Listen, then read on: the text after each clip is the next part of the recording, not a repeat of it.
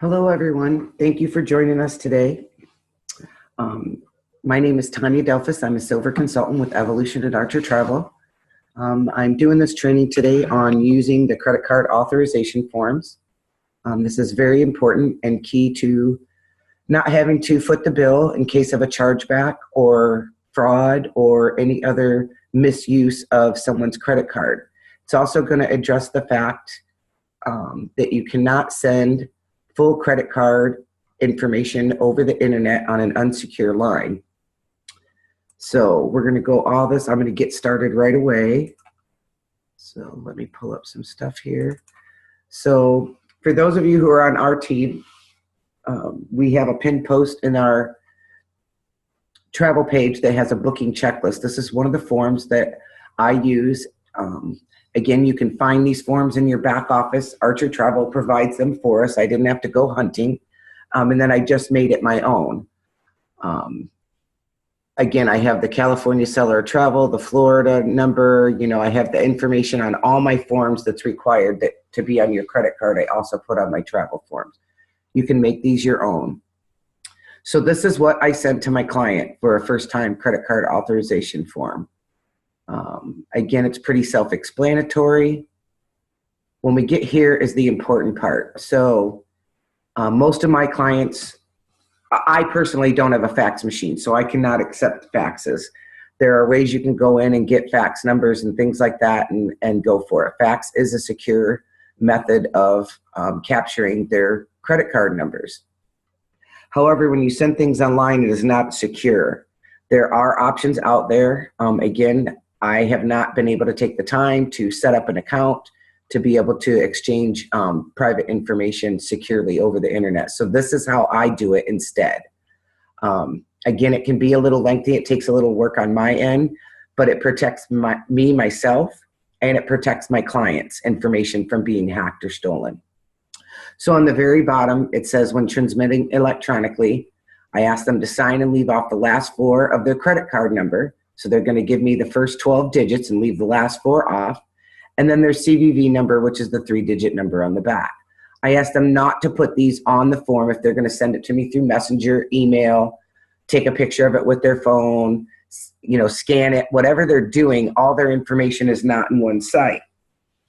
However, you can't just leave it go at that, because you have to have the full information with their signature as proof if anything ever happens as far as fraud or chargebacks. So this is what I send to my client. This is what they get. You're looking at it. What you see is what you get. So they fill it out and send it back to me. And everything I notated in red is what they've sent back to me. So, and then this shouldn't be on this one, sorry. I accidentally put this on there. So this is going to be the first thing that they send back to me.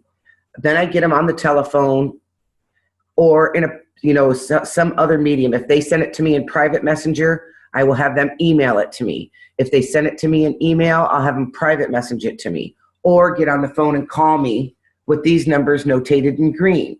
That's their last four of their credit card number and the 3 digits of their CVV number. I then input it either electronically or by hand and take a copy and scan it. Again, then I have one form for their file that has all their information, but it's in my private locked away file. It's not where someone can easily get access to it, and it's not on the internet anywhere where if someone hacked in, they can get all the information in one spot. So that is the second part of it after they've sent it back. Then what I do, and again, the dates are going to be off when you guys look at it, but let's say they only were going to do a deposit on this day. This should have been on the first one, actually, that I sent to them, showing that today there's going to be a deposit for their package, and this is going to be the total charge to their card. Sorry. But you get the idea of how I'm going here. So then, now we've set up payment plans, and then every month I'm going to be hitting their card. Again, protect yourself. Anyone can do a chargeback. I could go back and give you scenarios all day long. An example. Someone got close to their cruise date. This was just in one of our leaders chats the other day, and they claimed that the travel agent charged their card without their knowledge and wanted them to completely pay off their trip for the inconvenience. You know, these are things that happen every day, you guys. Money makes people do weird things. So even if you think you know a person, it doesn't matter. Cover your behind. Chargebacks, let's say they go on their trip, they got into a money crunch when they got back, they're going to dispute the charges on their credit card for their trip. It happens all the time, you guys. This is a way to ensure that you do not get charged for people doing weird and hinky things. And there's the real danger of credit card fraud. People using cards that are not their own. And again, it happens every day. So this is how I ensure that every single time I charge their card, I have their approval and they're okay.